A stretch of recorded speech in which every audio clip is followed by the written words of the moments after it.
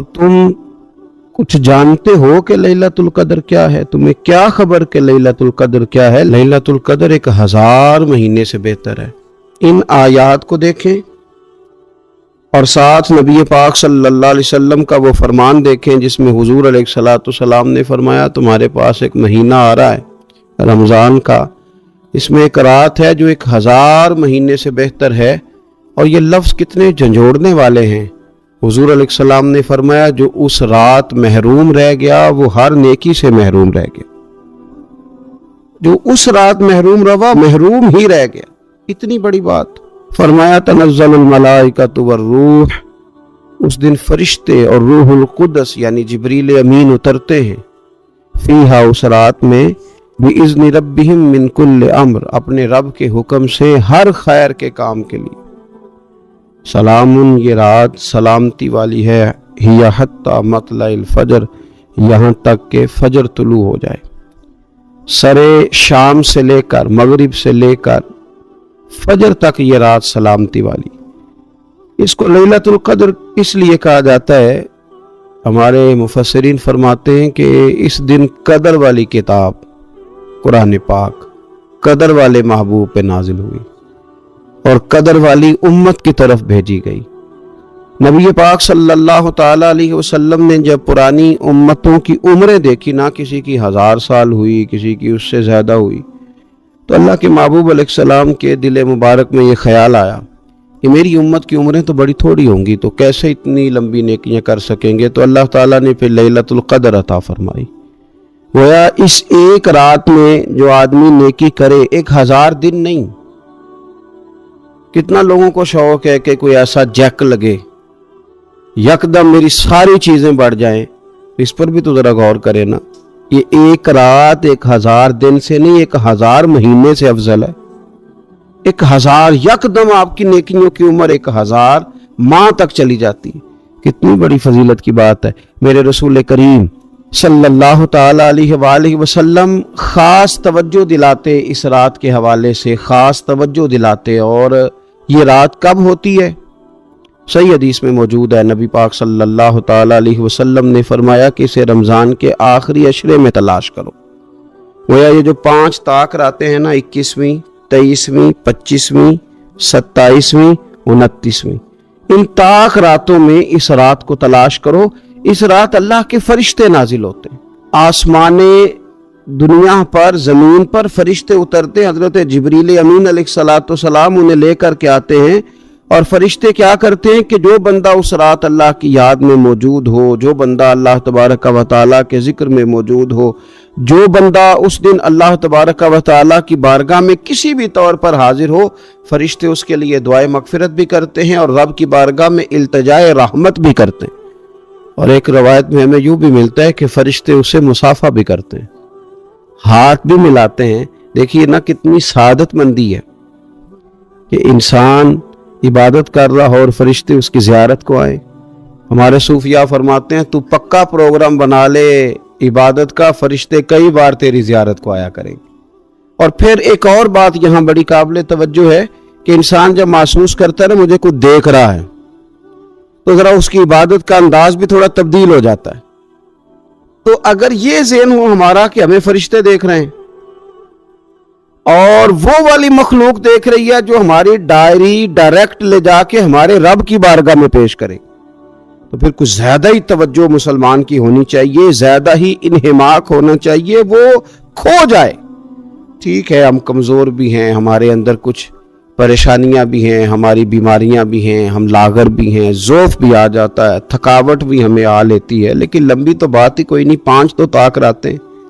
حضرت سیدہ عائشہ صدیقہ رضی اللہ تعالیٰ عنہ ارشاد فرماتی ہیں کہ جب رمضان کا آخری عشرہ شروع ہوتا تھا نا، تو نبی پاک اپنی کمر کس لیتے تھے عبادت کے لیے، خود بھی رات کو اٹھتے تھے، ہمیں بھی جگاتے تھے، کیونکہ سونے کے دن تو نہیں، یہ تو جاگنے کے دن ہے۔ ساون کی کالی راتوں میں جب بوندا باندی ہوتی ہے، وہ راتوں کو اٹھ اٹھ روتے ہیں جب خلقت ساری سوتی ہے۔ یہ رب کے بندوں کی شان ہے۔ اور ویسے بھی درویش کہتے ہیں کہ رات پوے تے بے درداں نو نیند پیاری آوے، درد منداں نو تے یاد سجن دی ستیاں وی آن جگاوے۔ تو یہ وقت ہے خاص اس خاص وقت اس بات کی طرف ضرور توجہ کرنی چاہیے. اور یہ جو کہا گیا نا کہ فرشتے نازل ہوتے ہیں بِإِذْنِ رَبِّهِمْ مِنْ كُلِّ امر، اللہ کے حکم سے آتے اور ہر کام کے لیے، ہر امر خیر کے لیے آتے. اس میں بھی ہمارے مفسرین نے لکھا ہے کہ وہ تمہارے لیے پورے سال کا فیصلہ کریں گے کہ تمہیں کیا دیا جائے گا، تم کیا حاصل کرو گے اللہ تبارک و تعالیٰ کی بارگاہ سے. تو اس کا معنی یہ ہوا کہ پھر تو یہ لینے کی رات ہے. ایسا نہ ہو کہ فرشتے آئے ہوں رب کی بارگاہ سے یہ پیغام کرم ہو کہ دینا ہے اور لینے والے سو رہے ہوں، وہ آرام میں ہوں. تو یاد رکھے خیرات اسی کے پیالے میں آتی ہے جس کا پیالہ سیدھا ہوتا ہے، اور اگر پیالہ ہی سیدھا نہ ہو تو خیرات پھر پیالے میں نہیں آیا کرتی. تو پھر اس کو جو کہا گیا نا کہ یہ سلامتی والی ہے، تو اس میں ایک اور بات بھی ہمارے پھر مفسرین نے لکھی ہے کہ اس رات، شیطان تو ویسے ہی قید ہے، اس رات بندے کا نفس بھی نہیں اسے تنگ کرتا. یہ طاق راتیں اتنی حسین ہے کہ تھوڑی سی بندہ ہمت کرے تو اللہ عبادت کے لیے اس کے دل کو قرار عطا کر دیتا ہے، اسے سکون ملتا ہے، طبیعت ٹھنڈی ہو جاتی اور وہ بڑے ذوق کے ساتھ اللہ کی عبادت کرتا. خوب بیداری کا مظاہرہ کریں طاق راتوں میں. میں نے رمضان سے پہلے مشورہ دیا تھا کپڑے وقت پہ خرید لو عید کے، اور وقت پہ سلا لو اور وقت پہ چیزیں لے لو. یہ جو خاص دن ہیں عبادت کے، یہ لوگوں کے بازاروں میں گزر جاتے ہیں. یہ زیادہ تر وقت ہمارا خریداری میں اور شاپنگ میں اور ایسے مہمل کاموں میں صرف ہو جاتا ہے کہ جن کی وجہ سے یہ خاص چیزیں جو ہمیں میسر آنی تھی ان سے ہم کئی دفعہ رہ جاتے ہیں. تو اس رات کرنا کیا ہے؟ زیادہ سے زیادہ کھڑے ہو کے رب کی عبادت کریں، قرآن شریف کی تلاوت کریں، استغفار پڑھیں. سیدہ طیبہ طاہرہ حضرت عائشہ صدیقہ رضی اللہ تعالی عنہا نے عرض کی یا رسول اللہ اگر مجھے یہ رات مل جائے تو کیا پڑھوں؟ تو فرمایا عائشہ تم یہ دعا مانگنا، اللہم انکا عفو، اے اللہ بے شک تو درگزر کرنے والا، تحب العفو، اور تو درگزر کرنے کو پسند بھی کرتا ہے، فاعف عنی، ہم سے بھی درگزر فرما، ہمارے گناہوں کو معاف فرما. یعنی اس رات اللہ سے درگزر کا سوال کریں. جو لوگوں کے سامنے اپنی خطائیں ہوتی ہیں وہ تو ویسے بیچارے ہر وقت معافی مانگتے رہتے ہیں. جن کے پیش نظر اپنی غلطیاں ہوتی ہیں، جو اپنے رب کریم کی بارگاہ میں حاضر ہونے کا ارادہ رکھتے ہیں صاف ستھرا ہو کر، وہ تو ویسے ہی معافی کے طلبگار ہوتے ہیں. تو یہ تو خاص چانس ملا ہے معافی مانگنے کا، تو بالکل سستی کا مظاہرہ نہ کریں. بالخصوص وہ لوگ جو اعتکاف میں موجود ہیں. نیند تو کسی وقت بھی آ جاتی ہے، آپ دوپہر کو بھی ذرا چپ کر کے لائٹ آف کریں تو یہ آ ہی جاتی ہے. آپ سر شام بھی تھوڑا سا کھانا کھانے کے بعد اگر کمر سیدھی کرنے کو بھی لیٹ جائیں تو نیند تو پھر بھی آ ہی جاتی ہے. لیکن یہ سنہری قسم کے ایام ہیں، سختی نہیں، پابندی نہیں، فرض نہیں، لیکن اگر شوق کے ساتھ، ذوق کے ساتھ، توجہ کے ساتھ. میں ایک مثال دیا کرتا ہوں کہ یہ ہمارے پاس قیمتی دن ہے رمضان کے، ایک عمل کا ثواب 70 کے برابر ہے. جس طرح انسان کے پاس کوئی چیز تھوڑی دیر کے لیے آئے تو اس نے جانا ہو تو لوگ اس سے زیادہ فائدہ اٹھانے کی کوشش کرتے. دیہاتوں میں نا غریب گھروں میں استری نہیں ہوتی تھی، ہر گھر میں نہیں ہوتی تھی، تو کسی پڑوس سے استری لے کے آتے تھے تو بوڑھے لوگ یہ کہا کرتے تھے کہ زیادہ کپڑے استری کر لو، استری واپس کرنی ہے. اس چیز کو واپس کرنا ہو تھوڑی دیر کے لیے ہمارے پاس ہو، اس سے زیادہ لوگ نفع لینے کی کوشش کرتے ہیں. تو یہ تو تھوڑے دن باقی رہ گئے، طاق راتیں تھوڑی رہ گئیں، زیادہ نفع لینے کی کوشش کریں. اللہ تعالیٰ اس سال جب فرشتے لیلۃ القدر پہ آئیں تو وہ امت مسلمہ کے لیے ایسا رحمت کا پیغام لے کے آئیں کہ دین پھر سے غالب ہو جائے، اسلام پوری دنیا کے اندر اپنے غلبے کے ساتھ سامنے آ جائے، کفر کا، ظلم کا، زیادتی کا، جبر کا ہمیشہ کے لیے خاتمہ ہو جائے. نبی پاک صلی اللہ تعالی علیہ وسلم نے جب پرانی امتوں کی عمریں دیکھی، نہ کسی کی 1000 سال ہوئی، کسی کی اس سے زیادہ ہوئی، تو اللہ کے محبوب علیہ السلام کے دل مبارک میں یہ خیال آیا کہ میری امت کی عمریں تو بڑی تھوڑی ہوں گی، تو کیسے اتنی لمبی نیکیاں کر سکیں گے. تو اللہ تعالیٰ نے پھر لیلۃ القدر عطا فرمائی. گویا اس ایک رات میں جو آدمی نیکی کرے، 1000 دن نہیں. کتنا لوگوں کو شوق ہے کہ کوئی ایسا جیک لگے، یکدم میری ساری چیزیں بڑھ جائیں. اس پر بھی تو ذرا غور کرے نا. یہ ایک رات 1000 دن سے نہیں، 1000 مہینے سے افضل ہے. 1000 یکدم آپ کی نیکیوں کی عمر 1000 ماہ تک چلی جاتی ہے. کتنی بڑی فضیلت کی بات ہے. میرے رسول کریم صلی اللہ تعالی علیہ وآلہ وسلم خاص توجہ دلاتے اس رات کے حوالے سے، خاص توجہ دلاتے۔ اور یہ رات کب ہوتی ہے؟ صحیح حدیث میں موجود ہے، نبی پاک صلی اللہ تعالی علیہ وسلم نے فرمایا کہ اسے رمضان کے آخری عشرے میں تلاش کرو۔ گویا یہ جو 5 طاق راتیں ہیں نا، 21ویں، 23ویں، 25ویں، 27ویں، 29ویں، ان طاق راتوں میں اس رات کو تلاش کرو۔ اس رات اللہ کے فرشتے نازل ہوتے ہیں، آسمان دنیا پر، زمین پر فرشتے اترتے ہیں۔ حضرت جبریل امین علیہ الصلوۃ والسلام انہیں لے کر کے آتے ہیں، اور فرشتے کیا کرتے ہیں کہ جو بندہ اس رات اللہ کی یاد میں موجود ہو، جو بندہ اللہ تبارک و تعالیٰ کے ذکر میں موجود ہو، جو بندہ اس دن اللہ تبارک و تعالیٰ کی بارگاہ میں کسی بھی طور پر حاضر ہو، فرشتے اس کے لیے دعائے مغفرت بھی کرتے ہیں اور رب کی بارگاہ میں التجائے رحمت بھی کرتے ہیں۔ اور ایک روایت میں ہمیں یوں بھی ملتا ہے کہ فرشتے اسے مصافحہ بھی کرتے ہیں، ہاتھ بھی ملاتے ہیں۔ دیکھیے نا کتنی سعادت مندی ہے کہ انسان عبادت کر رہا ہو اور فرشتے اس کی زیارت کو آئیں۔ ہمارے صوفیاء فرماتے ہیں تو پکا پروگرام بنا لے عبادت کا، فرشتے کئی بار تیری زیارت کو آیا کریں۔ اور پھر ایک اور بات یہاں بڑی قابل توجہ ہے کہ انسان جب محسوس کرتا ہے نا مجھے کچھ دیکھ رہا ہے، تو ذرا اس کی عبادت کا انداز بھی تھوڑا تبدیل ہو جاتا ہے۔ تو اگر یہ ذہن ہو ہمارا کہ ہمیں فرشتے دیکھ رہے ہیں اور وہ والی مخلوق دیکھ رہی ہے جو ہماری ڈائری ڈائریکٹ لے جا کے ہمارے رب کی بارگاہ میں پیش کرے، تو پھر کچھ زیادہ ہی توجہ مسلمان کی ہونی چاہیے، زیادہ ہی انہماک ہونا چاہیے، وہ کھو جائے۔ ٹھیک ہے ہم کمزور بھی ہیں، ہمارے اندر کچھ پریشانیاں بھی ہیں، ہماری بیماریاں بھی ہیں، ہم لاغر بھی ہیں، ضعف بھی آ جاتا ہے، تھکاوٹ بھی ہمیں آ لیتی ہے، لیکن لمبی تو بات ہی کوئی نہیں، 5 تو طاق راتیں۔ حضرت سیدہ عائشہ صدیقہ رضی اللہ تعالیٰ عنہ ارشاد فرماتی ہیں کہ جب رمضان کا آخری عشرہ شروع ہوتا تھا نا، تو نبی پاک اپنی کمر کس لیتے تھے عبادت کے لیے، خود بھی رات کو اٹھتے تھے، ہمیں بھی جگاتے تھے۔ یہ کچھ سونے کے دن تو نہیں، یہ تو جاگنے کے دن ہے۔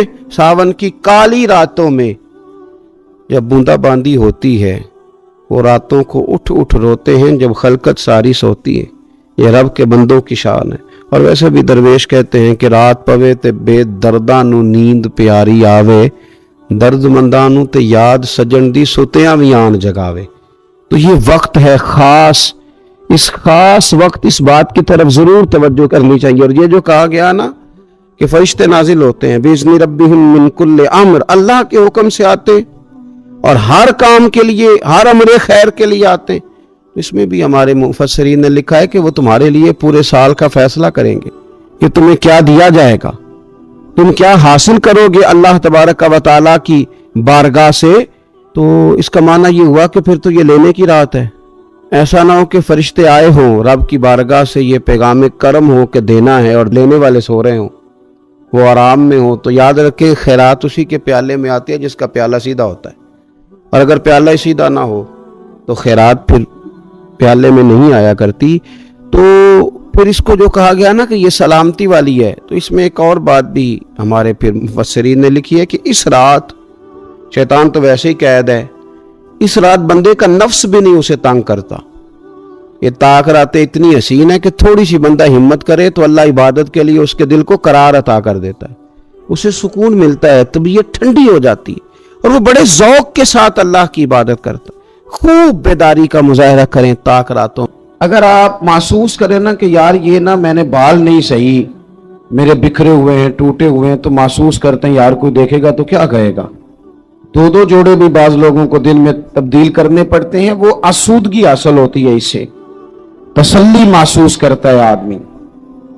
آپ 2-3 دنوں کے تھکے ماندے جب جا کے غسل کرتے ہیں نا گھر میں، تو اتنی کوئی وزن نہیں ہوتا مٹی کا یہ کپڑوں کا، لیکن آپ غسل کر لیتے ہیں تو اپنے آپ کو ہلکا پھلکا محسوس کرتے ہیں۔ انسان کی طبیعت کا تقاضا ہے کہ تھوڑے سے بھی اگر میل کچیل اس کے ظاہری جسم پہ لگ جائے تو وہ تکلیف محسوس کرتا ہے۔ بس سمجھ لیں اس بات کو کہ اگر ظاہر پر 1-2 دھبا ہو تو بندہ بے چین رہتا ہے، تو اگر دھبے باطل پہ ہوں تو اگر دل پہ دھبے لگ جائیں نا، لالچ کا، ہرس کا، ہوس کا، حسد کا، عداوت کا، بغض کا، لوگ کہتے ہیں پتہ نہیں کیا بات ہے میں بور ہو رہا ہوں، پتہ نہیں کیا بات ہے، مجھے کیا ٹینشن ہے، پتہ نہیں سارا کچھ ہے. تو میں کہتا ہوں سارا کچھ ہے، پر ایک ٹینشن بھی ہے آپ کو کہ مجھے دیکھ کوئی نہیں رہا. ایک مسئلہ بھی ہے کہ میری ذرا شہرت ہو جائے. ایک پریشانی بھی ہے کہ میری بھی ذرا کبھی وہ فوٹو آنے لگ جائے. تو اس نے بے چین کر دیا، بے قرار کر دیا. آپ کے پاس سارا کچھ ہے، لیکن وہ جو بھائی تھوڑا سا 4 پیسوں میں آگے نکل گیا، وہ برداشت نہیں ہو پا رہا. اس نے اندر جوار بھاٹا برپا کر دیا ہے باطن میں. یہ جو اندر کے دھبے ہوتے ہیں یہ انسان کو بے چین کر دیتے ہیں، بے قرار کر دیتے ہیں. ویسے وہ دوائیاں کھاتا پھرتا ہے، دم کراتا پھرتا ہے، علاج کراتا پھرتا ہے، لیکن رب فرماتا ہے میں نے تمہارا علاج کر دیا ہے. مالک کس طرح؟ فرمایا میں نے تمہیں اپنا محبوب جو عطا فرمایا ہے. کما ارسلنا فیکم رسولا منکم یتلو علیکم آیاتنا ویزکیکم. فرمایا میں نے تمہیں میں سے تمہیں رسول دیے ہیں، وہ تم پر میری آیتیں پڑھیں گے اور تمہیں پاک فرما دیں گے. جب تزکیہ ہو جائے گا نا، اندر کی صفائی ہو جائے گی، پاکیزگی ہو جائے گی، تو پھر کوئی مکان نہیں حضرت بلال حبشی کے لیے رہنے کے لیے، کوئی مکان نہیں. مسجد میں سوتے ہیں. پھر کوئی مکان نہیں ان کے پاس، ان کے پاس جائیداد نہیں، کوئی مال نہیں، سادہ کپڑے پہنتے ہیں، کوئی ظاہری عہدہ نہیں. لیکن حال یہ ہے کہ محبوب فرماتے ہیں معراج سے واپس آ کر، بلال کیا عمل کرتے ہو؟ یا رسول اللہ کیا ہوا؟ فرمایا میں معراج پہ گیا تھا، میں نے تو تمہارے چلنے کی آواز جنت میں بھی سنی ہے. جب آپ اندر سے مطمئن ہو جاتے ہیں. 2-3 باتیں آپ کی خدمت میں عرض کرنی ہے. طبیعت جب تک بے لوث نہیں نہ ہوتی، جب تک اخلاص نہیں آتا، تب تک اطمینان نہیں ہوتا. یہ جو لالچ ہوتا ہے نا، ہرس ہوس طمع، یہ اتنی بڑی گھٹن ہے کہ اور یہ اتنا بڑا لالچ کا، ہرس اور ہوس کا پیٹ اتنا بڑا ہوتا ہے کہ اس میں سارے خزانے بھی ڈال دیے جائیں تو یہ پیٹ بھرتا نہیں. جب آپ لالچ کے رشتے دنیا میں قائم کر لیتے ہیں، جب آپ کچھ دو کی پالیسی کی بنیاد پر جینا چاہتے ہیں، تو پھر زندگی ایک مشین کی طرح گزرتی ہے. پھر انسانوں سے نہیں ملتے، جیبوں سے ملتے ہیں. پھر آج جو حال ہم ارد گرد دیکھ رہے ہیں کہ ایوان اقتدار سے لے کر بچی اور بچے کا رشتہ طے کرنے تک ہر چیز سے پہلے دولت دیکھی جاتی ہے، ہر چیز سے پہلے سرمایہ دیکھا جاتا ہے. کسی جگہ بھی آپ کو بڑا ہونے کے لیے، عزت کرانے کے لیے پہلے یہ بتانا پڑتا ہے کہ میری جیب میں مال کتنا ہے. نبی پاک صلی اللہ تعالی علیہ وسلم نے ہمارا تزکیہ یہ کیا ہے کہ حضور نے ہمیں بے لوث، اخلاص والی، درد والی اور مروت والی زندگی گزارنے کا کہا. حضور علیہ السلام کی مکمل سیرت کو آپ پڑھیں گے نا میرے عزیزوں، تو یک طرفہ نیکی کا کہا حضور نے. یک طرفہ نیکیاں تجارت نہیں ہوتی کہ سامنے والا بھی کرے گا تو میں بھی کروں گا. حضور نے فرمایا نیکی یک طرفہ کرنی ہے. اپنی سیرت میں فرمایا، اپنے عمل سے فرمایا. نیکی یک طرفہ کیا معنی ہے؟ کوئی کرے نہ کرے، ہم مدینے والے کے ماننے والے ہیں، ہم نے نیکی کر کے چھوڑنی ہے. اخلاص جب آ جاتا ہے نا، للہیت جب آ جاتی، کوئی 24 گھنٹوں میں 2 کام تو بندہ صرف اللہ کی رضا کے لیے کرے. 2 کام تو اللہ کی رضا کے لیے کرے. ایک تو اللہ کی ہر کام میں دکھاوا ہے، ہر کام میں تسن. بڑا مذہبی، یہ مذہبی سٹیج ہوتا ہے نا ہمارا، یہ مذہبی سٹیج ہے. یہ ہونا چاہیے نا بڑا اخلاص والا، بڑا درد والا. لیکن اگر کوئی سماجی آدمی، سیاسی آدمی رہ جائے سٹیج پہ بیٹھنے سے، تو ہو سکتا ہے سویرے لڑائی شروع ہو جائے. فلاں نہیں آیا. کوئی پیر صاحب اگر رہ جائیں، پیچھے رہ جائیں، تو اگلے دن ہو سکتا ہے وہ کہے کہ آئندہ آپ کی محفل کا بائیکاٹ کرنا ہے. آپ نے تو، میں تو صدارت کے قابل تھا اور مجھے نیچے بٹھا دیا. بھائی کوئی تو ایسی جگہ ہو نا، کوئی تو ایسا مقام ہو جہاں یہ ساری چیزیں نکل جائیں. خالص اللہ کی رضا کے لیے انسان کام کرے. خالص میرے رسول پاک صلی اللہ تعالی علیہ وسلم نے سامنے والے کا انداز دیکھ کر اس کے ساتھ نیکی نہیں فرمائی، بلکہ کریم کا تو ایک منفرد طریقہ ہے پیار کرنے کا. ارسلت الی الخلق، فرمایا میں مخلوق کا رسول ہوں، مخلوق کا. حضور کا تو دل غیروں کے لیے بھی بڑا دھڑکتا تھا. ना मानने वालों के लिए भी बड़ा धड़कता था। बदर में जो लोग आए थे वो कोई फूल की पत्तियां लेके तो नहीं ना आए थे। बदर में जो लोग आए थे वो घी शक्कर लेके तो नहीं ना आए थे, वो तो तलवारें लेके बाकायदा लड़ने को आए थे। वो सारा कुछ करना चाहते थे जो अरब के लोग अपने दुश्मन से किया करते थे माअज़ल्लाह। वो पहले कत्ल कर देते, फिर नाक काट डालते, फिर कान काट डालते, फिर वो टुकड़े कर देते। वो सारा कुछ करने आए थे। अल्लाह ने मुसलमानों की मदद की। 313 1000 के मुकाबले में लड़े, पर जब रब मदद करे तो फिर कामयाबियां आया करती हैं। नतीजा क्या निकला? सिर्फ 14 मुसलमान शहीद हुए, 70 कुफ्फार को कैदी बना के लाया गया। मैंने कहा ये फूल पत्तियों वाले लोग नहीं थे, घी शक्कर वाले नहीं थे, तोहफों के तबादले वाले नहीं थे। ये पत्थर मारने वाले थे, कांटे बिछाने वाले थे, तकलीफ देने वाले थे। चौकों में, चौराहों में, गलियों में, कमरों में बैठकर इस्लाम के खिलाफ मंसूबाबंदी करने वाले थे। नबी पाक अलैहिस्सलाम को कैसे माअज़ल्लाह तकलीफ पहुंचाई जाए उसके लिए ये प्लान करने वाले थे। लेकिन हजरत अनस बिन मालिक फरमाते हैं, मैं जब बदर के वो कैदी आए तो जाहिर है हमें गुस्सा था, उन्होंने बड़ा सताया था, हमने जरा रस्सियां जोर से बांधी उनकी। मैं आपसे अर्ज करूं, नहीं दर्द रहा हमारे दिल में। ज्यादा से ज्यादा अपने बच्चों के लिए दिल धड़कता है, थोड़ा सा और कभी दूसरा नंबर आए तो बहन भाइयों का, वरना वो रेड़ी वाला मेरा क्या लगता है। वरना ये तो इस तरह लगता है कि जैसे ये इंसानों के जत्थों को हमने जानवरों का जत्था समझना शुरू कर दिया। जब लीडरों की गाड़ियों के पीछे लोगों के बच्चे धूप में भागते हैं तो वो अंदर होकर खुश होते हैं, वो हाथ हिलाते हैं। आप क्या देख रहे हैं? यहां को तमाशे लगे हुए हैं। ये बेहंगम अंदाज आपका। वो जिस आदमी को बड़ा राजी होना चाहिए था कि मैं लाइन में लगा हूं, जिस तरह मेरी कौम तकलीफ में है मैं भी उसी तरह हूं, लेकिन वो कौम जो है बेचारी वो कह रही है कि सिर्फ डॉक्टर चेक कर ले, सिर्फ बता दे मरीज को क्या है, अगर कहीं और शिफ्ट करना है तो इसके लिए भी वो सिफारिश लेती है। लेकिन ये साहब क्या कहते हैं? कहते हैं मुझे अल्लाह ने बड़ी इज्जत दी है, मैं गया तो डॉक्टर उठ के खड़ा हो गया। तो भाई कौम को इसका क्या फायदा? डॉक्टर को भी आपसे कोई काम होगा। वो मैं जुमे में दोस्तों से कह रहा था कि हमारे हुक्मरान कहते हैं मैं बड़ा खुश नसीब हूं, जो भी जाता है वो कहता है मैं बड़ा खुशबख्त हूं, मेरे लिए काबे का दरवाजा खुला है। तो मैं कहता हूं काबे का दरवाजा खुलना कमाल नहीं, काबे वाले की बात मानना कमाल है।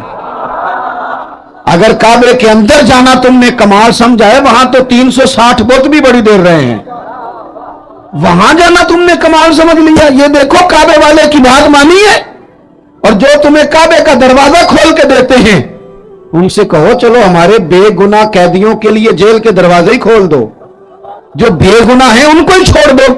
लेकिन हमने बात ठीक है। और पीर साहब भी कहते हैं मैं जनाब गया तो बैंक वाला उठ के खड़ा हो गया। भाई ये क्या बात हुई? आप भी नहीं लाइन में लगना पसंद करते? आपको भी नहीं इस बात का ख्याल आया कि कितने लोग धूप में जल रहे हैं और मैं आया हूं और मैं निकल गया हूं? खुदा के बंदो, जब तक बेलौस दर्द नहीं होता तब तक समझ लो सीनों में दिल नहीं है, पत्थर है। फकत अपने लिए धड़कते हैं, फकत अपने बच्चों के लिए। खुदा मुझे ऐसी खुदाई ना दे कि अपने सिवा कुछ दिखाई ना दे। ये क्या बात हुई? हजरत अनस बिन मालिक कहते हैं हमें गुस्सा था कुफार पर, हमने रस्सियां जोर से बांध दी, और अपना गुस्सा नहीं था, गुस्सा ये था हमारे नबी को तकलीफ दी, मक्का छोड़ना पड़ा, अजियत दी, हमने जोर जोर से रस्सियां बांधी। लेकिन फरमाते हैं मैं रात को मस्जिद नबवी में आया तो हुजूर को देखा, कभी बेचैनी से उधर टहलते हैं, कभी इधर टहलते हैं। मैं दर्द से आगे बढ़ा, मेरे माँ बाप आपके कदमों पे कुर्बान, मेरी औलाद आपके अबरू के इशारे पे कुर्बान। महबूब क्या बात हुई, क्यों इस तरह टहल रहे हैं? हुजूर फरमाने लगे अंस, तुमने इनकी रस्सियां जोर से बांध दी हैं, ये हाय हाय करते हैं मुझे नींद नहीं आती, ये हाय हाय करते हैं मुझे नींद, इनकी रस्सियां जरा ढीली कर दो ताकि मैं सो जाऊं। इसी से तो प्यार करना यार, इसी का तो दर्द पैदा करना। ये नहीं हो सकता कि तू नाजायज कमाई कमा के लाए, तू किसी के बच्चों का निवाला छीन के लाए और फिर तेरा बच्चा डॉक्टर बन जाए। ये कैसे हो सकता है? तू नाजायज पैसे इकट्ठे करके लाए और तेरा बच्चा इंजीनियर बन जाए। ये कैसे हो सकता है? ये कैसे हो सकता है कि तू किसी का घर उजाड़ के अपना गुलशन आबाद करना चाहिए। कैसे होगा? आप अगर चाहते हैं कि हमारे घरों में रोशनी आए तो फिर किसी और के आंगन में दिया जलाना शुरू करें। कोई तो काम ऐसा हो। कुरान तालीम देता है, कुल इन्ना सलाती व नुसुकी व महयाया व ममाती लिल्लाहि रब्बिल आलमीन। कहो मेरी नमाज, मेरी कुर्बानी, मेरा दुनिया में आना, मेरा यहां से जाना सब उस रब के लिए है जो तमाम जहानों का पालने वाला है। जनाबे उमर का नाम सिर्फ काम नहीं, हजरत उमर का नाम इनकलाब बर्पा कर देता है। हजरत उमर का नाम कुफर के ऐवानों में जबर, जुल्म, शिर्क की वादियों में जब हजरत उमर का नाम भी लिया जाए तो बेईमान कांपना शुरू हो जाते। हजरत उमर फारूक रदी अल्लाह ताला अन्हु। हजरत उमर मामूली शख्स नहीं, मामूली आदमी नहीं। कुछ लोग सदियों के बाद पैदा होते हैं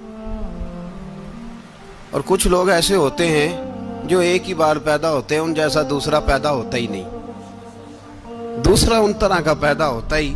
हजरत उमर रदी अल्लाह ताला अन्हु जैसी शख्सियत पैदा ही नहीं होती दोबारा। सारे सहाबा दर रिसालत माप पे खुद आए। ये वो अजीम शख्स है जिसे अल्लाह के महबूब ने अल्लाह से मांग के लिया, कहा अल्लाह ये मुझे दे दे, अल्लाह से मांग के लिया है। इसलिए सूफिया कहते हैं कुछ मुरीद होते हैं, कुछ मुराद होते हैं। कुछ मुरीद होते हैं, कुछ मुराद होते हैं। मुरीद वो होता है जो चल के आता है, आके मुरीद होता है। मुराद वो होता है जिसे कहा जाता है कि ये कभी मेरा बन जाए ना, ये कभी आ जाए ना, मेरा बन जाए, उसको मुराद कहते हैं। हजरत उमर मुस्तफ़ा करीम की मुराद है, हुजूर की मुराद है। अल्लाहुम्मा आइज़्ज़िल इस्लामा बे इस्लाम उमर इब्न खत्ताब। ऐ अल्लाह इस्लाम को इज्जत दे दे, मेरे उमर को कलमा पढ़ने की तौफीक अता फरमा दे। और कैसे दुआ मांगी? ओ यार, हजरत उमर की तो इस फजीलत का कोई जवाब नहीं दे सकता। मेरे रसूल पाक अलैहिस्सलाम सबके लिए ही दुआ मांगते हैं ना, हुजूर की दुआ आम है, लेकिन मुस्तफ़ा करीम ने काबे का गुलाफ थाम लिया और गुलाफ काबा को हुजूर ने सीने से लिपटाया और सीने से चिमटा के कहा अल्लाह मैंने तो कभी सवाल ही ज्यादा नहीं किए, मैं करने आया हूं, मुझे उम्र दे दे, उम्र दे दे। हुजूर ने मांग के लिया। और फिर जब जिसको हुजूर मांगे अल्लाह से कि हजरत उमर रदी अल्लाह ताला अन्हु का आज यौम शहादत है, मेरा तो दिल करता था कि फजर से बातें शुरू हों और सारा दिन ही उमर की बातें होती रहे, सारा दिन जनाब उमर की बातें, सारा दिन। इसलिए कि जिक्र जनाब उमर का होगा पर राजी अल्लाह के रसूल होंगे सल्लल्लाहु। तो जाग के बैठे, खुश हो के बैठे। हमारे यहाँ मनाया ही नहीं जाता। बाबे अल्लाह कीता साउन भादरों असू कता ते मुंडे जनवरी फरवरी, तो इस्लामी साल भी गया और वो तारीखें भी सारी गई। यकम मुहर्रम उम्मत मुस्लिमा के लिए बहुत बड़ा दिन है, बहुत बड़ा दिन। ये शहादत है हजरत उमर फारूक की रदी अल्लाह ताला।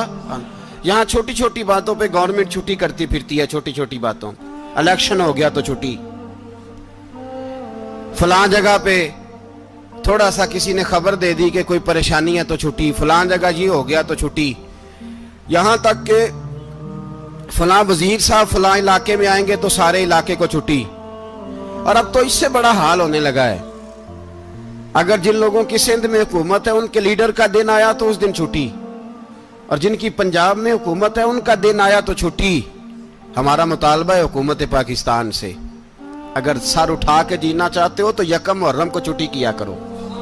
अगर सर उठा के जीना चाहते हो तो यकम मुहर्रम को छुट्टी करो जनाब उमर के दिन। और मिल्लत के जवानों को बताओ कि अगर इज्जत की जिंदगी जीना चाहते हो तो उस तरह जियो जिस तरह फारूक आजम जी के गए हैं। इज्जत और वकार की जिंदगी, जमहूरियत हजरत उमर से सीखनी पड़ेगी। हुकूमत करने के तरीके हजरत उमर से, रियाया को सीखना पड़ेगा कि अमीर किस तरह बनाया जाता है और अमीर किस तरह के होते हैं। यहाँ लोग हमें यूरोप की मिसालें देते हैं, لوگ یہاں ہمیں آ کر کے امریکہ کی مثال، انہیں کیا پتا حکومت کیا ہوتی ہے، وہ کہتے ہیں جی وہ سائیکل پہ جاتا ہے ان کا حکمران. میں نے کہا وہ سائیکل پہ جاتا ہے؟ میرے عمر فاروق مدینے سے مکے گئے تھے تو پیدل ہی حج کرنے چلے گئے، پیدل ہی. اور جناب عمر فاروق رضی اللہ تعالیٰ عنہ عید کی نماز پڑھانے گئے، عید کی نماز عمر خطبہ عید دینے گئے. اور اس زمانے میں کون سا غریب ہے جو ننگے پاؤں جاتا ہو؟ کون سا غریب ہے جو مسجد ننگے پاؤں جاتا ہو؟ لوگوں نے تو 3 قسم کی چپلیں رکھی ہوئی ہیں. ایک مسجد جانے کی علیحدہ ہے، گھر پہننے کی علیحدہ ہے، شادی بیاہ پہ جانے کی چپل علیحدہ ہے. حضرت عمر فاروق رضی اللہ تعالیٰ عنہ نکلے عید کا خطبہ دینے کے لیے تو بیوی سے کہنے لگے جوتا. اس نے کہا صاحب اتنی دفعہ ٹوٹا ہے اب گانٹھا نہیں جا سکتا، اتنی دفعہ ٹوٹا ہے کہ اب دوبارہ پیمند نہیں لگ سکتے. تو حضرت عمر کہنے لگے چل کوئی حرج نہیں، بغیر جوتے کے ننگے پیر ہی چلتے ہیں، کوئی حرج نہیں. تو کہنے لگے لوگ کیا کہیں گے؟ فرمایا چپ کر. لوگ جس دن عمر نے یہ دیکھ لیا نا لوگ اس کے بارے میں کیا کہتے ہیں، اس دن عمر نہیں رہے گا. تو کہا پھر آپ کا نظریہ کیا ہے؟ فرمایا میرا نظریہ یہ ہے کہ رب رسول میرے بارے میں کیا کہتے ہیں. لوگوں کا کیا ہے؟ لوگ کل کسی کے بارے میں کچھ کہتے ہیں اور پرسوں کچھ کہتے ہیں. میرا نظریہ یہ ہے کہ رب رسول میرے بارے میں ننگے پیر عمر جا رہے ہیں. کون جی؟ میں بڑا ماڑا.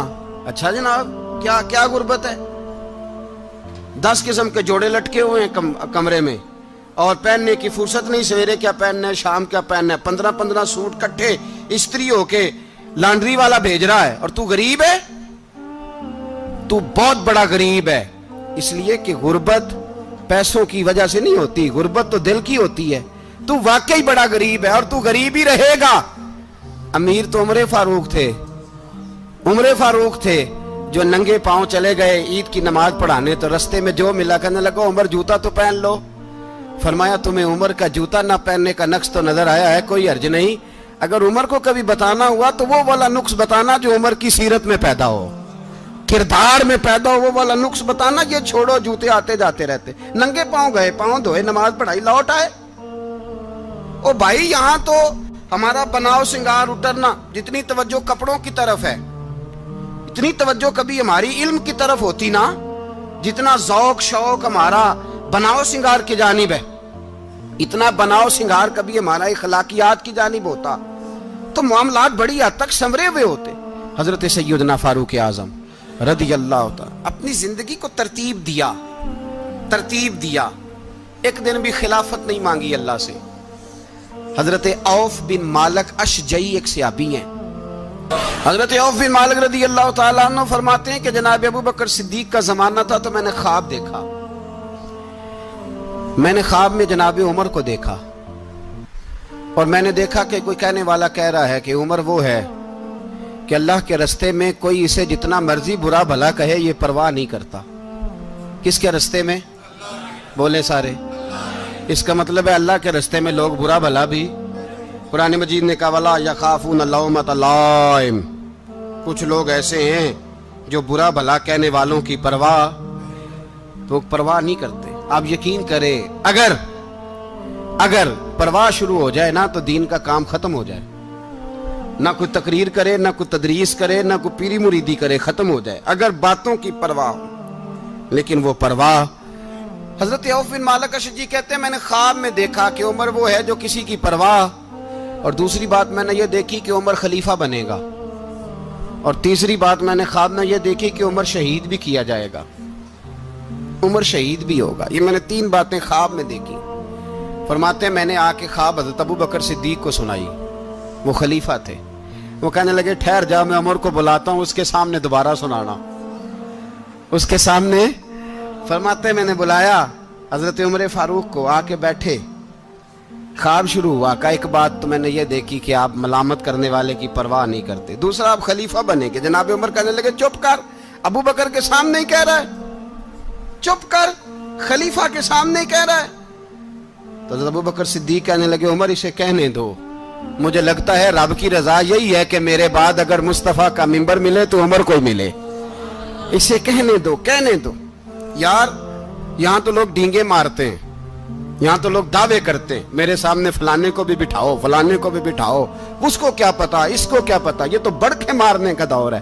حضرت عمر رضی اللہ تعالیٰ عنہ کو تیسری بات کہی، حضرت عوف بن مالک نے کہا آپ شہید کیے جائیں گے، میں نے خواب دیکھی ہے۔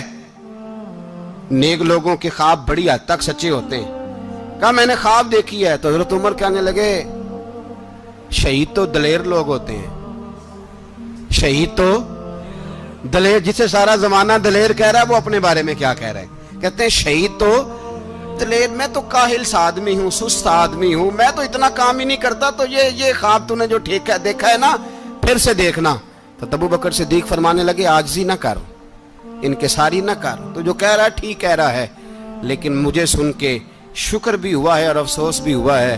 افسوس اس بات کا کہ تیرے جیسا بطل عظیم چلا جائے گا، اور شکر اس بات کا کہ رب تجھے زندگی بھی اعزاز والی دے گا، اور شہادت کی موت دے کے اللہ تجھے موت بھی عزت والی عطا فرمائے گا۔ اللہ موت بھی تجھے عزت والی دے گا، تجھے کاہلوں جیسی موت اللہ۔ حضرت فاروق اعظم رضی اللہ، او بھائی یہاں تو اس زمانے کا سب سے بڑا مسئلہ پروٹوکول ہے۔ لوگوں پتہ ہوتا ہے کامل پیر ہے، کامل مرشد ہے، لوگ نہیں جاتے۔ میں کسی کا مرید ہو جاؤں، میرا پروٹوکول کدھر گیا؟ پتہ ہوتا ہے یہ کامل استاد ہے، میں اس کے پاس بیٹھوں گا تو میری تربیت کرے گا، لیکن لوگ شاگرد نہیں بنتے، میں کدھر گئی؟ یہ